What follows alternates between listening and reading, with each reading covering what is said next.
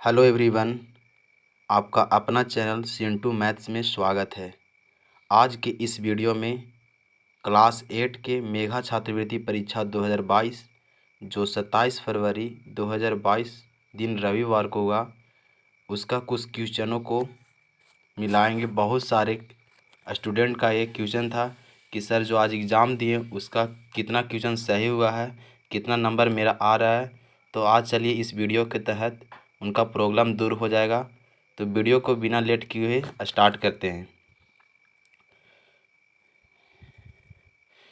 Question number first है जो भौतिक से क्वेश्चन है। जब दो बल शरीर में विपरीत दिशाओं में कार्य करते हैं तो शरीर पर कार्य करने वाला शुद्ध बल होता है। तो ये होता है दो बलों का अंतर, या ऑप्शन हो जाएगा 2। क्वेश्चन नंबर 2 है, किसी पिंड पर कार्य करने वाले बल उसका परिवर्तन कर सकते हैं।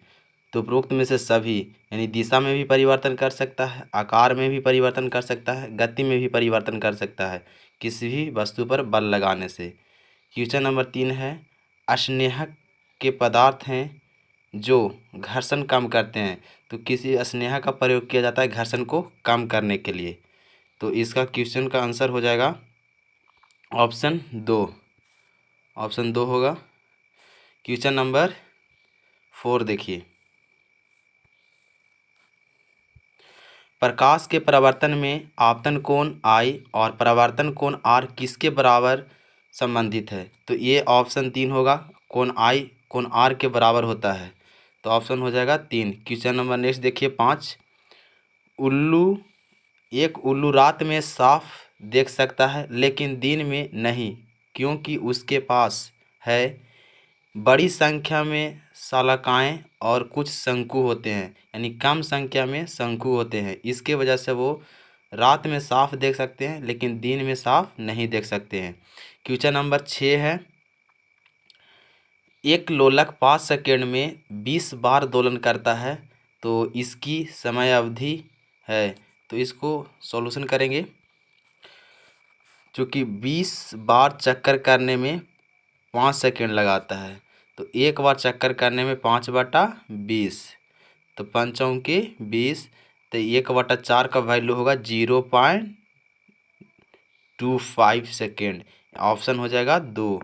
तो क्वेश्चन नंबर 6 का 2 होगा। क्वेश्चन नंबर 7 देखिए, किस ग्रह के सबसे अधिक उपग्रह हैं। तो 2 साल पहले बृहस्पति ग्रह के टोटल 67 उपग्रह थे, लेकिन अब उसके 79 उपग्रह हैं। लेकिन सबसे अधिक उपग्रह वाला ग्रह शनि हो गया है, क्योंकि उस समय उसके 62 उपग्रह थे। अभी 20 और उसकी खोज हो चुकी है। इसके कारण शनि ग्रह के टोटल उपग्रहों की संख्या 82 हो गई है। तो क्वेश्चन नंबर 7 का हो जाएगा ऑप्शन 2। क्वेश्चन नंबर 8 में प्रश्न, प्रकाश वर्ष किसकी इकाई है। तो यह है दूरी का, प्रकाश वर्ष दूरी का इकाई है। क्वेश्चन नंबर 9 देखिए, 9 में निम्नलिखित में से कौन सा सही है। तो स्थैतिक घर्षण बड़ा होता है सर्पी घर्षण से, और सर्पी घर्षण बड़ा होता है लोटनी घर्षण से। तो इसका आंसर हो जाएगा ऑप्शन 4। ऑप्शन 4 हो जाएगा इसका आंसर। क्वेश्चन नंबर 9 देखिए, 9 हो गया 10, निम्न में से कौन विद्युत का कुचालक है। तो आसुत जल जो है से विद्युत का कुचालक है। बाकी सारे option silver nitrate, copper sulphate और कॉपर, ये सब विद्युत का सुचालक होते हैं। क्वेश्चन नंबर 11 देखिए, एलईडी में छोटा पैर हमेशा जुड़ा होता है। तो ये ऋणात्मक टर्मिनल से जुड़ा होता है। एलईडी में छोटा पैर हमेशा ऋणात्मक टर्मिनल से जुड़ा होता है। क्वेश्चन नंबर 12 को देखिए, टेरिलीन एक लोकप्रिय है पॉलिएस्टर, तो किसका लोकप्रिय है। तो पॉलिएस्टर का। क्वेश्चन नंबर जो कपड़े में यूज किया जाता है। क्वेश्चन नंबर 13 देखिए, भारत में रेयॉन का पहला कारखाना कहाँ स्थापित किया गया था। तो भारत में रेयॉन का पहला कारखाना, ये क्वेश्चन नंबर 13 का हो जाएगा आपका, रेयॉन का पहला कारखाना कर्नाटक होगा। तो इसको देख लेंगे थोड़ा।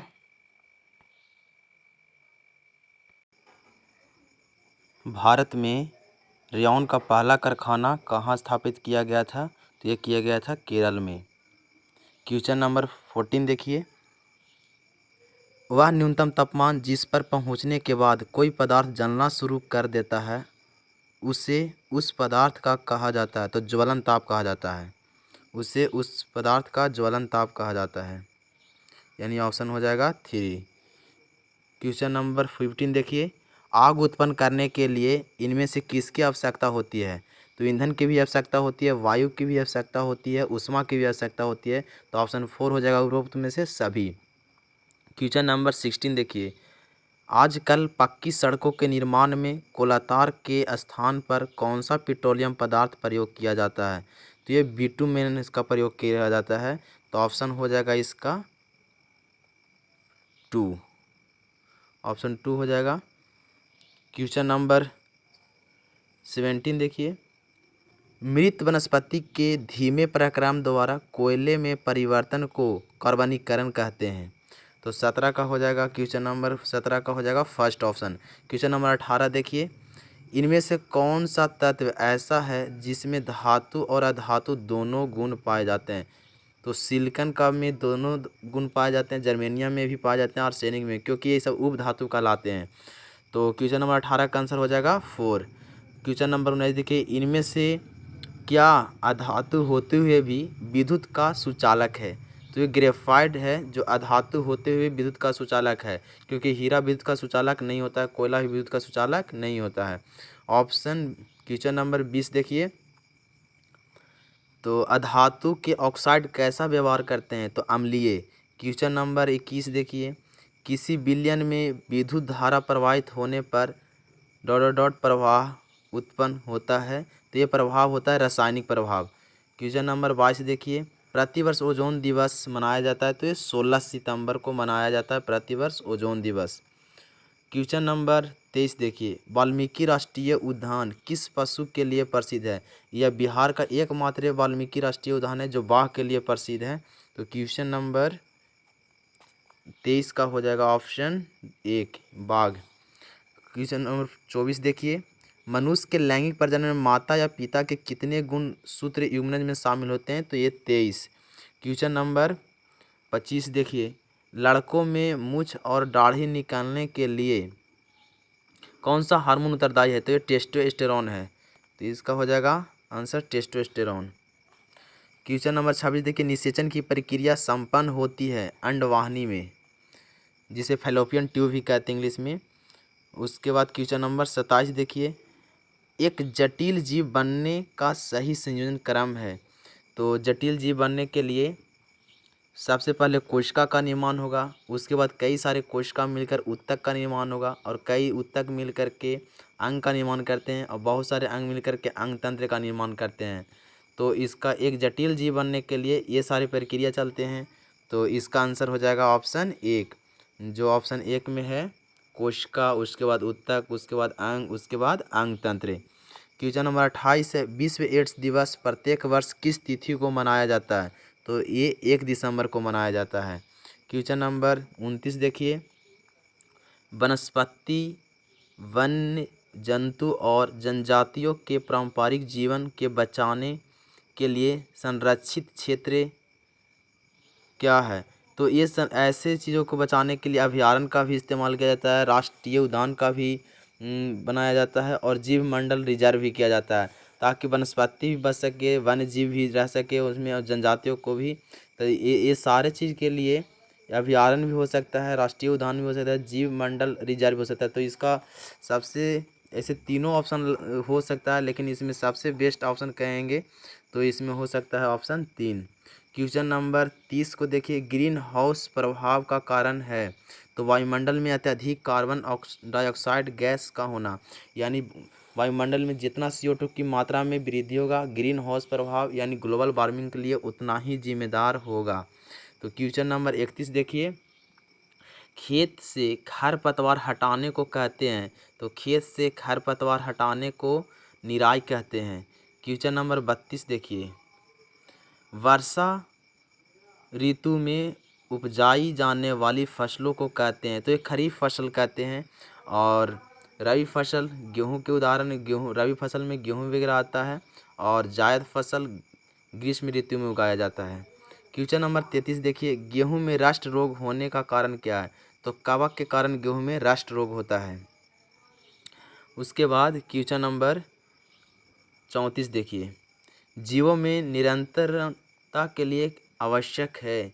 तो प्रजनन निरंतर के लिए आवश्यक है, क्योंकि प्रजनन के द्वारा ही जीव अपने जैसे संतान की उत्पत्ति करते हैं और एक पीढ़ी से दूसरे पीढ़ी में वृद्धि करते हैं। तो प्रजनन सभी जीवों के लिए निरंतर बनाने के लिए बहुत ही ज़रूरी है।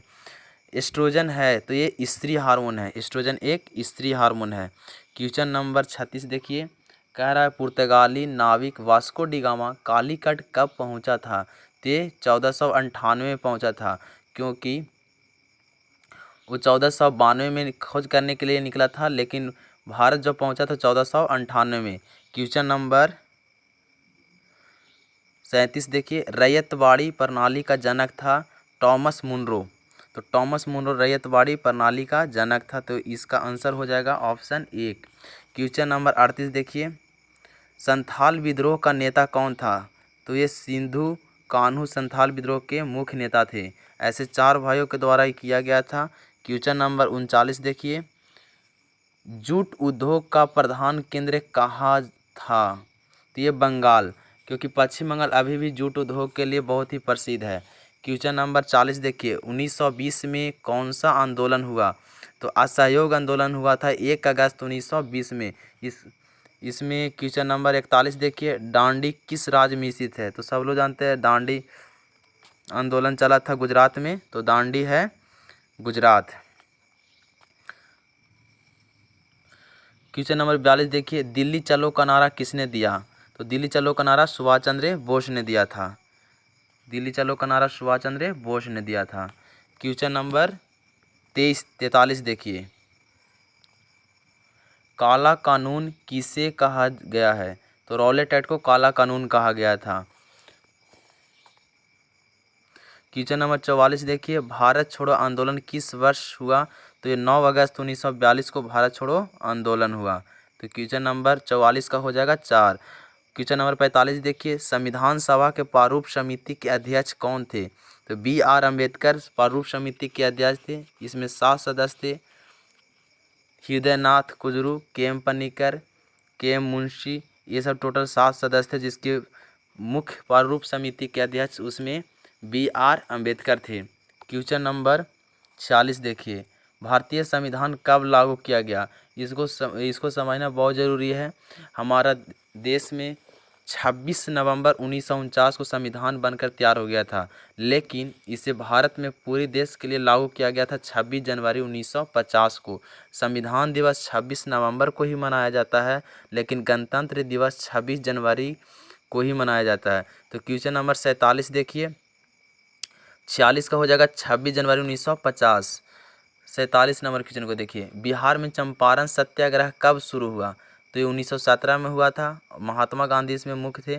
क्वेश्चन नंबर 48 देखिए, steel authority of India limited किस क्षेत्र का उद्योग है? यानी सेल किस क्षेत्र का उद्योग है? तो ये सार्वजनिक क्षेत्र का उद्योग है।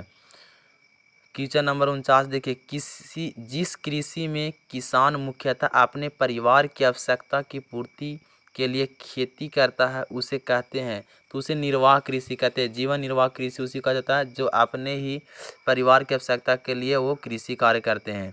क्वेश्चन नंबर 50 देखिए, इनमें से कौन सा जनसंख्या परिवर्तन का कारक नहीं है? तो जन्म दर भी है, मृत्यु दर भी है, प्रवाह भी है, और ये रोजगार। तो इसमें हो जाएगा कि रोजगार इसमें परिवर्तन का कारक नहीं होगा।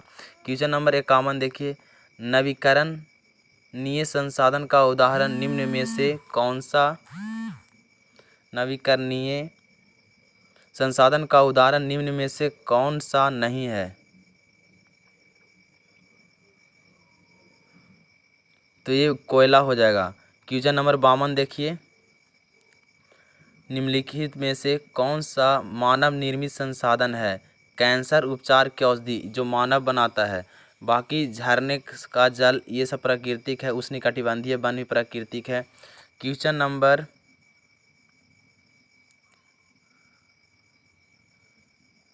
52 के बाद 53, इसमें होगा क्वेश्चन नंबर 53 हट गया इसमें से।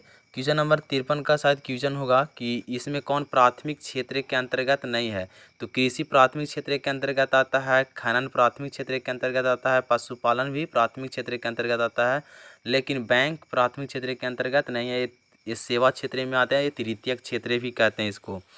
क्वेश्चन नंबर 54 देखिए, टिस्को किस नदी के तट पर स्थित है। तो ये स्वर्ण रेखा नदी के तट पर स्थित है। क्वेश्चन नंबर 55 देखिए, बायोगैस किनके विघटन से उत्पन्न होता है। तो जैविक सामग्री से भी हो सकता है, गोबर से भी हो सकता है, रसोई अवशिष्ट से भी हो सकता है। तो इनमें से सभी आंसर इसका हो जाएगा। क्वेश्चन नंबर 56 देखिए, धात्विक खनिज पाई जाती है। तो आग्नेय एवं कायांतरिक चट्टानों में पाई जाती है धात्विक खनिज। क्वेश्चन नंबर 57 देखिए, 57 में है, विश्व में लौह अयस्क का सबसे बड़ा उत्पादक देश कौन सा है। तो ये चीन जो है सबसे बड़ा उत्पादक देश है लौह का और कोयला का भी। क्वेश्चन नंबर 58 देखिए, किस खनिज को काला सोना कहा जाता है। तो कोयला को काला सोना कहा जाता है। क्वेश्चन नंबर 59 देखिए, निम्नलिखित में से कौन सा लोकतांत्रिक देश का सर्वोच्च कानून होता है। तो ये संविधान। संविधान लोकतांत्रिक देश का सर्वोच्च कानून होता है। क्वेश्चन नंबर 60 देखिए, भारतीय संविधान के किस भाग में मौलिक अधिकार का वर्णन है। तो भाग 3 में है मौलिक अधिकार का वर्णन। क्वेश्चन नंबर 61 देखिए, संसदीय कार्यवाही का मुख्य हिस्सा निम्नलिखित में से कौन नहीं है। तो सरकार की नीतियों का आलोचना करना या जो है से मुख्य हिस्सा जो है जो निम्नलिखित में से नहीं है। क्वेश्चन नंबर 62 देखिए, निम्नलिखित में से कौन मौलिक अधिकार नहीं है। तो इसमें मौलिक अधिकार इसमें हट गया है। देखिए, धार्मिक स्वतंत्रता का अधिकार भी मौलिक अधिकार है, इसमें मूल कर्तव्य होगा जो मौलिक अधिकार नहीं होगा, और संपत्ति का अधिकार भी मौलिक अधिकार के अंतर्गत नहीं है। बाकी धार्मिक स्वतंत्रता का अधिकार, संवैधानिक उपचार, शिक्षा एवं संस्कृति का अधिकार, धर्म की स्वतंत्रता का अधिकार, ये सारे अधिकार जो है से मौलिक अधिकार के अंतर्गत है। लेकिन शोषण के विरुद्ध अधिकार भी मौलिक अधिकार के अंतर्गत है। लेकिन संपत्ति का अधिकार या मूल अधिकार, मौलिक अधिकार और मूल कर्तव्य में बहुत अंतर है। तो मूल कर्तव्य जो होगा सो मौलिक अधिकार के अंतर्गत नहीं होगा। बाकी ये सब सारे हो जाएंगे। धार्मिक स्वतंत्रता का अधिकार भी मौलिक अधिकार के अंतर्गत आएंगे। शोषण के विरुद्ध अधिकार भी मौलिक अधिकार के अंतर आएंगे। शिक्षा एवं संस्कृति का अधिकार भी मौलिक अधिकार के अंतर्गत आएंगे। उसके बाद संवैधानिक उपचार का अधिकार भी मौलिक अधिकार के अंतर्गत आएंगे। तो इसके बाद ऑप्शन को देख करके छाट लीजिएगा। क्वेश्चन नंबर 65 देखिए, भारत में विविध सेवा प्राधिकार प्रभावी है। तो ये 1995 से प्रभावी है। हालांकि विविध सेवा प्राधिकार अधिनियम 1987 में पारित किया गया था।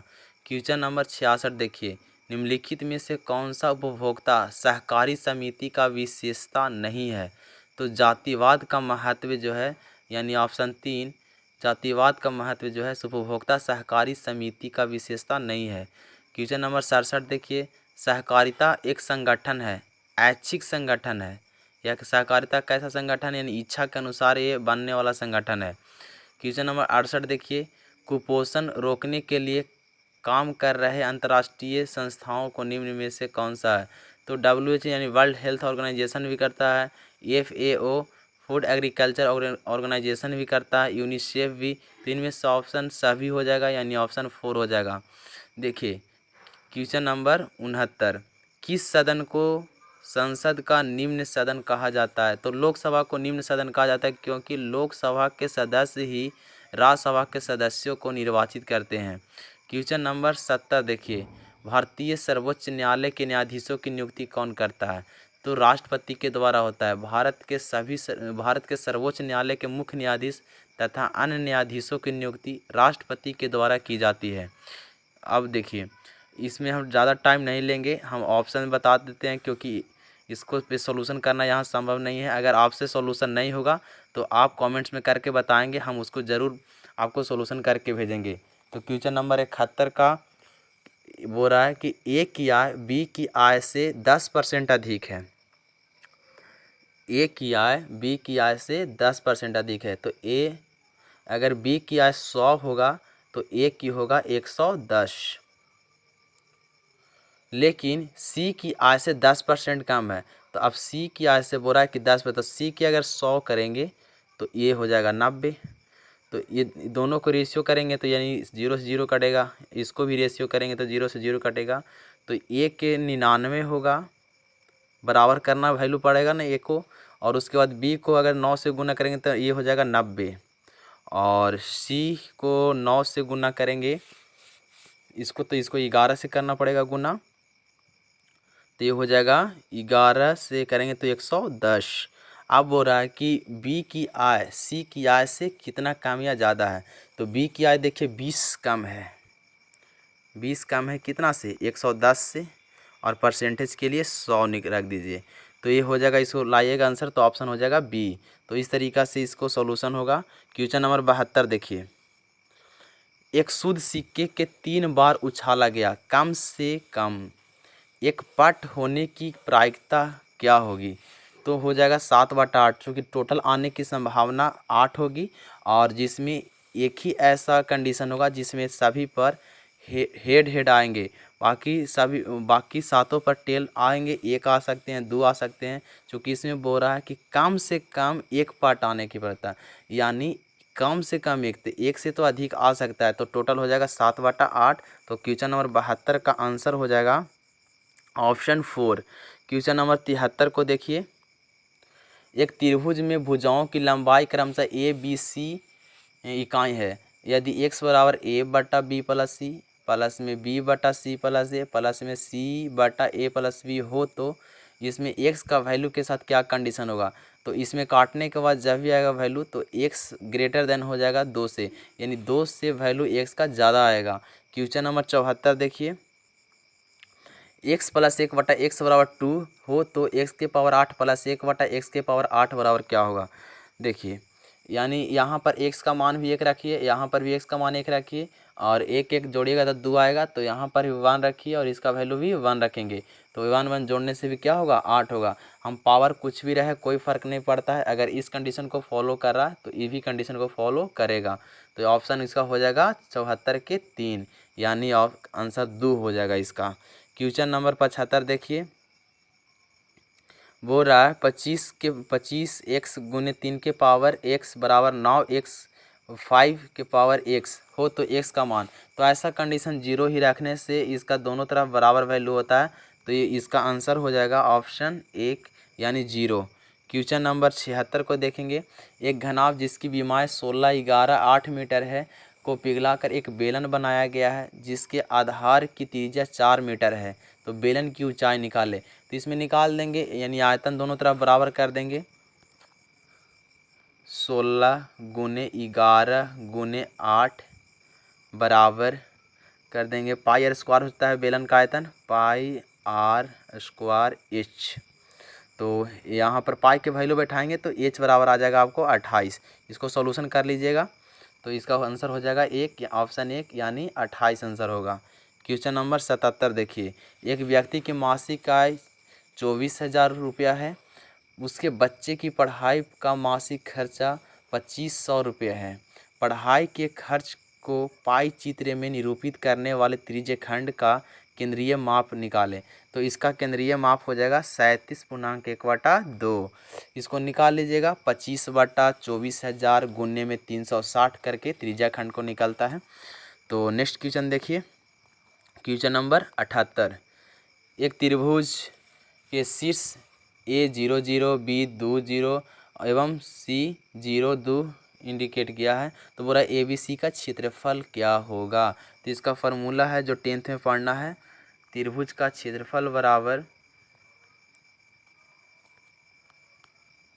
1/2 x1 into y2 minus y3 plus x2 y3 minus y1 plus में x3 और y1 माइनस y2। तो इस फार्मूला पर बैठा करके निकाल लीजिएगा। क्वेश्चन नंबर 78 का आंसर हो जाएगा, सॉल्यूशन करने के बाद 2 आएगा इसका आंसर। क्वेश्चन नंबर 79 देखिए, एक त्रिविमीय आकृति में ई एफ एवं भी क्रमशः किनारों फलकों एवं शीर्षों को की संख्या को निरूपित करते हैं। यदि ई बराबर 12 भी 8 हो तो एफ का मान पूछ रहा है। तो देखिए, इससे इस चीज़ को निकालने के लिए या तो घन या तो घनाभ को फिगर को सोचिए, तो उसमें सतहों की संख्या, उसमें किनारों की संख्या टोटल जो होती है वो होती है 12, और उसके बाद शीर्षों की संख्या टोटल 8 होती है। तो फलक यानी सतहों की संख्या कितना हो जाएगी, तो 6 हो जाएगा फलक की संख्या।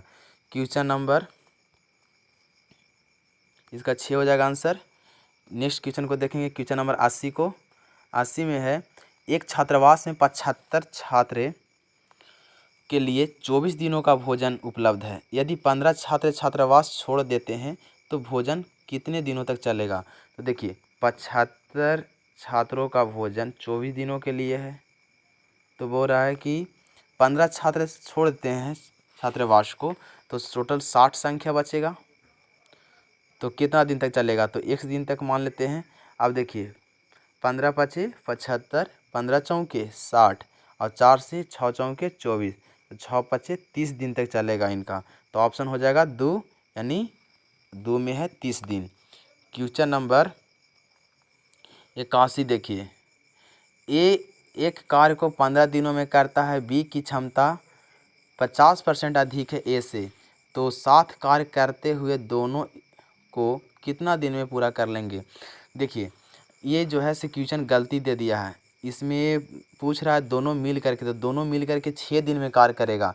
लेकिन अगर ये पूछता है कि बी अकेले उसे काम को कितना दिनों में करेगा, तो उस अनुसार इसका आंसर हो जाता है 10 दिन। लेकिन दोनों मिल करके इसको 6 दिन में करेंगे। कितना दिन में करेंगे, 6 दिन में करेंगे।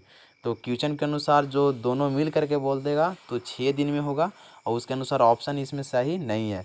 लेकिन अगर बी कितने दिनों में करेगा, इसके अनुसार ऑप्शन 2 होगा, जिसका आंसर 10 आएगा। तो क्वेश्चन नंबर देखते हैं नेक्स्ट, 82 का। एक व्यक्ति 2 वस्तुओं में प्रत्येक को 2790 रुपया में बेचता है। एक पर उसे 10% का लाभ होता है एवं दूसरे पर 10% का हानि होता है। पूरे लेन देन में उससे क्या हुआ। ऐसे क्वेश्चन के लिए ज़्यादा कुछ करना नहीं होता है। 10% का लाभ तो 10 से 11, और 10% का हानि तो 10 से 9। तो यानी ये हो जाएगा, गुना करेंगे तो 10 का 100, 11 के 99। तो कितना हानि हो रहा है, 1। तो 100 पर 1 होता है तो वो 1% की हानि माना जाएगा। तो ऑप्शन हो जाएगा 3, यानी 1% का हानि। क्वेश्चन नंबर 83 देखिए, 4 विभिन्न अंकों से बनी सबसे बड़ी एवं सबसे छोटी संख्याओं का अंतर क्या होगा। देखिए, इसमें बोल रहा है कि 4 विभिन्न अंकों से बनी, यानी एक जैसा अंक नहीं। अगर एक जैसा अंक रहता तो 9999 को ले लेते, सबसे बड़ी संख्या 4 अंकों की। लेकिन बोल रहा है विभिन्न अंकों की, तो विभिन्न अंकों में एक 9 ले लेंगे, एक 8 ले लेंगे, 7 ले लेंगे, 6 ले लेंगे। ये सबसे बड़ी संख्या है 4 अंकों की अलग अलग। उसके बाद बोल रहा है कि सबसे छोटी संख्या, ये जो भी 4 अंक का होना चाहिए, और दोनों का अंतर। तो सबसे छोटी संख्या 1, 0, 2, 3।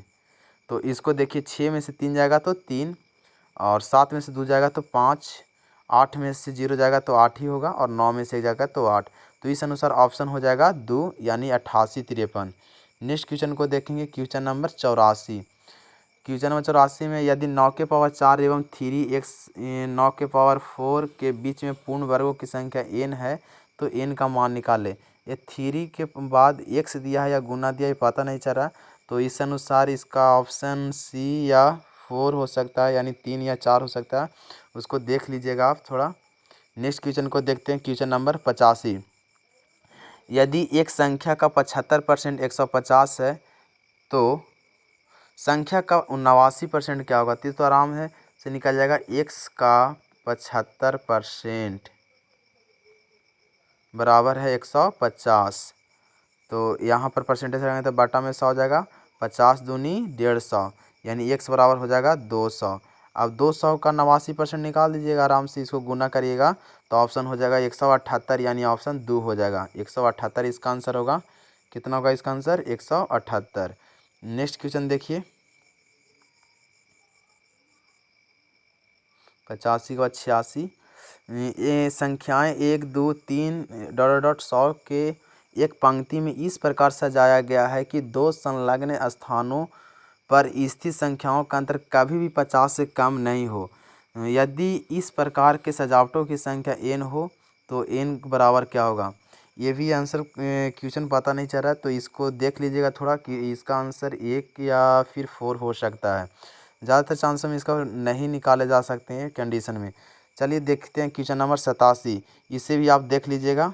नेक्स्ट क्वेश्चन को देखते हैं 88 को।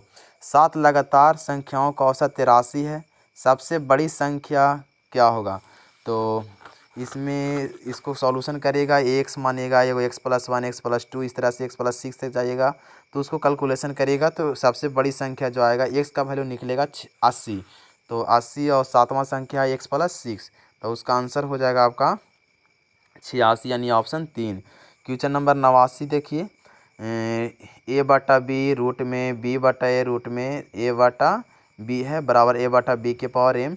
तो यहाँ पर हो जाएगा इसका ये अगर इसको रूट हटाएंगे तो a के पावर हो जाएगा a/b के पावर 1/2। यहाँ पर b/a के पावर हो जाएगा 1/4 और a/b के पावर हो जाएगा 1/8। इसको सॉल्यूशन करेगा तो a के पावर m बराबर आएगा, बराबर में करने से 3/8। इसको सॉल्यूशन कर लीजिएगा तो इसका आंसर हो जाएगा ऑप्शन 1 यानी 3/8। इसका आंसर कितना होगा 3/8 यानी ऑप्शन 1।